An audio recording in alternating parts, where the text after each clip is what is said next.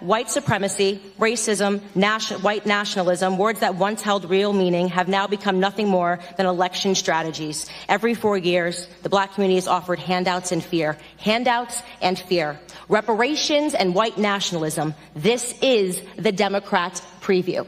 There isn't a single adult today that in good conscience would make the argument that America is a more racist or a more white nationalist society than it was when my grandfather was growing up.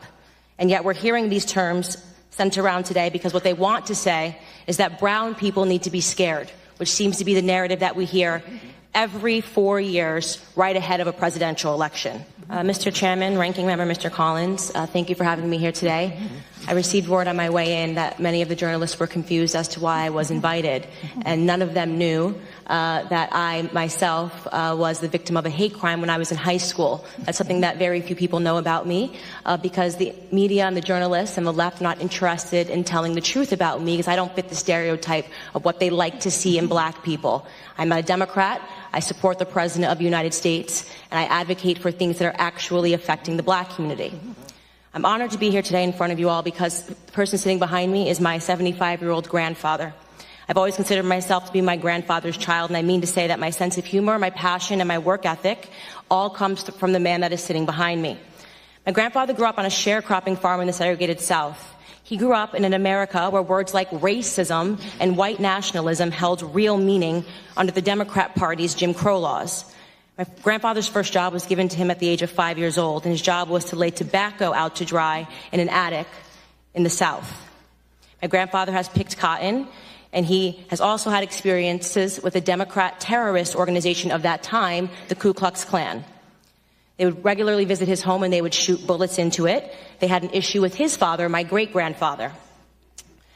During my formative years, I had the privilege of growing up in my grandfather's home. It's going to shock the committee, but not once, not in a single breath of a conversation did my grandfather tell me that I could not do something because of my skin color.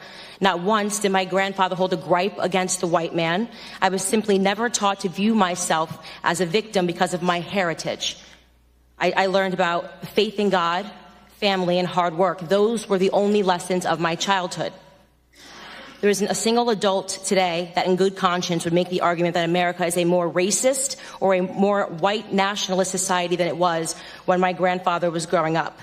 And yet we're hearing these terms sent around today because what they want to say is that brown people need to be scared, which seems to be the narrative that we hear every 4 years right ahead of a presidential election.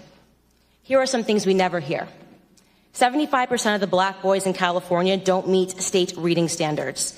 In inner cities like Baltimore, within 5 high schools and 1 middle school, not a single student was found to be proficient in math or reading in 2016. The single motherhood rate in the black community, which was at 23% in the 1960s when my grandfather was coming up, is at a staggering 74% today.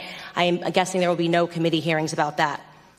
There are more black babies aborted than born alive in cities like New York, and you have Democrat Governor Andrew Cuomo lighting up buildings to celebrate late-term abortions. I could go on and on. My point is that white nationalism did not do any of those things that I just brought up. Democrat policies did. Let me be clear. The hearing today is not about white nationalism or hate crimes. It's about fear-mongering, power, and control. It's a preview of the Democrat 2020 election strategy, same as the Democrat 2016 election strategy.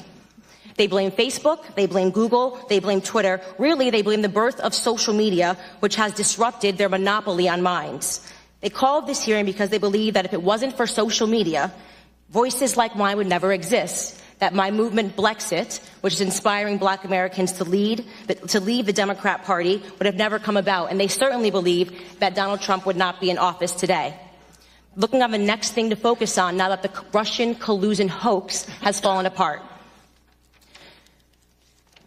What they won't tell you about the statistics and the rise of white nationalism is that they've simply changed the data set points by widening the definition of hate crimes and upping the number of reporting agencies that are able to report on them.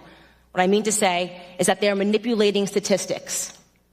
The goal here is to scare blacks, Hispanics, gays, and Muslims into helping them censor dissenting opinions, ultimately into helping them regain control of our country's narrative, which they feel that they lost. They feel that President Donald Trump should not have beat Hillary.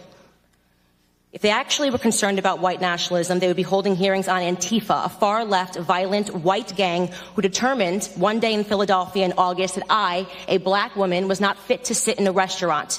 They chased me out. They yelled race traitor to a group of black and Hispanic police officers who formed a line to protect me from their ongoing assaults.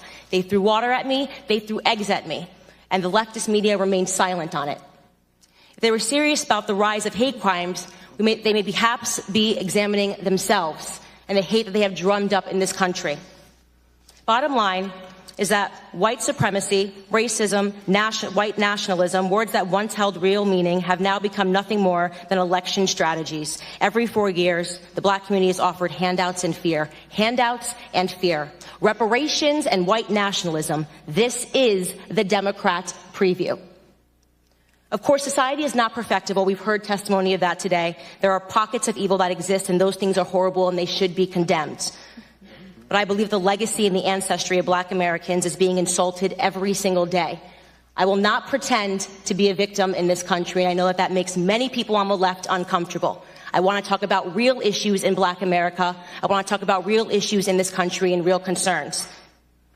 The biggest scandal, this is my last sentence, in American politics is that Democrats have been conning minorities into the belief that we are perpetual victims, all but ensuring our failure. Racial division and class warfare are central to the Democrat Party platform. They need blacks to hate whites, the rich to hate the poor, and soon enough it'll be the tall hating the short. The time of the witness has expired. Ms. Clark.